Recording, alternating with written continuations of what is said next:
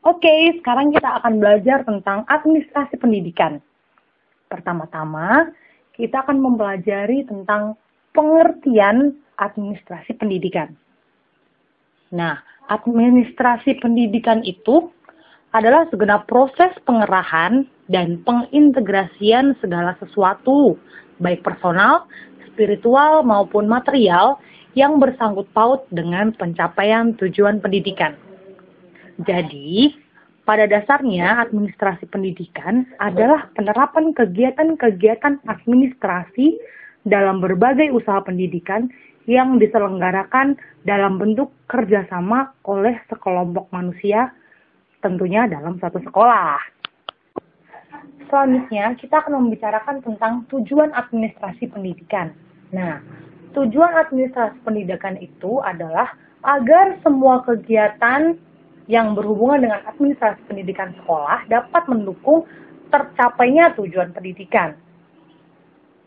Menurut Sergio Vanni dan Carter, ada 4 tujuan administrasi pendidikan, yaitu yang pertama, efektivitas produksi, yang kedua, efisiensi, yang ketiga, kemampuan menyesuaikan diri, dan yang keempat, kepuasan kerja. Nah, selanjutnya kita akan membicarakan tentang jenis-jenis keprofesian bidang administrasi pendidikan. Jenis-jenisnya ada 5. Yang pertama, administrasi kesiswaan. Yang kedua, administrasi kurikulum.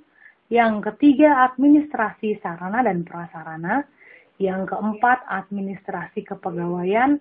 Dan yang kelima adalah administrasi keuangan.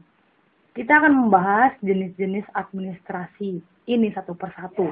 Yang pertama kita akan membahas tentang administrasi kesiswaan.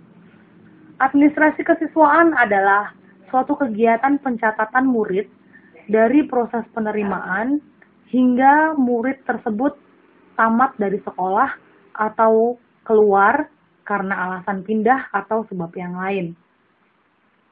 Nah, sedangkan fungsi dan tugas pokok urusan administrasi kesiswaan adalah melaksanakan administrasi kesiswaan dan bertanggung jawab kepada kepala tata usaha. Tugas-tugas administrasi kesiswaan ada beberapa hal. Yang pertama menyangkut penerimaan siswa baru. Selanjutnya mengenai buku induk. Buku induk ini berisi catatan tentang nomor induk siswa, jenis kelamin, nama dan alamat serta pekerjaan orang tua, agama, kapan masuk sekolah dan di kelas berapa, kapan meninggalkan sekolah dan sebabnya, dan keterangan prestasi belajar beserta nilai masing-masing mata pelajaran pada tiap-tiap semester yang dicapai siswa, serta keterangan-keterangan lain yang mendukung identitas siswa yang bersangkutan. Selanjutnya, buku mutasi murid. Buku mutasi yaitu buku yang dipergunakan untuk mencatat siswa yang masuk, pindah, dan keluar tiap-tiap bulan. Selanjutnya ada buku kleper. Buku kleper adalah buku pelengkap buku induk untuk memudahkan menelusuri informasi siswa pada buku induk. Selanjutnya ada daftar kelas. Daftar kelas adalah buku yang memuat keterangan-keterangan seperti nomor urut siswa, nomor induk, nama, tempat tanggal lahir, jenis kelamin, alamat, agama, nama orang tua atau wali, alamat orang tua atau wali, agama orang tua atau wali, pekerjaan orang tua atau wali, prestasi siswa, kapan keluar dan alasannya, serta keterangan-keterangan lain. Nah, selanjutnya ada buku kumpulan nilai. Seperti namanya, buku kumpulan nilai adalah buku yang berisi kumpulan nilai masing-masing siswa di masing-masing kelas dari para guru bidang studi di tiap semester. Selanjutnya, yang terakhir adalah buku daftar hadir siswa. Buku daftar hadir siswa berfungsi untuk mencatat kehadiran siswa setiap harinya.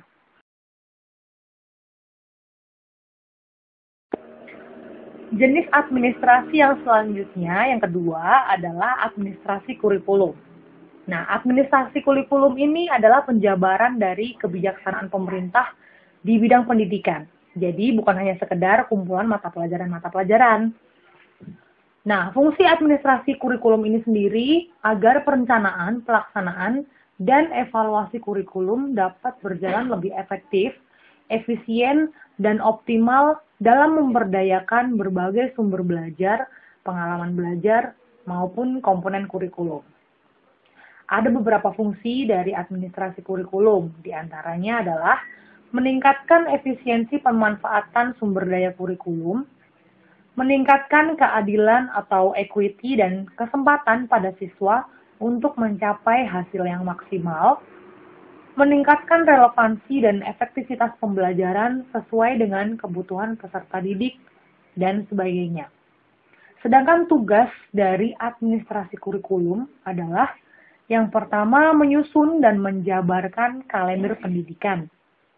Yang kedua, menyusun pembagian tugas, guru, dan jadwal pelajaran. Yang ketiga, mengatur penyusunan program pengajaran, program satuan pelajaran dan persiapan mengajar, penjabaran dan penyesuaian kurikulum, dan sebagainya. Jenis administrasi yang ketiga adalah administrasi sarana dan prasarana.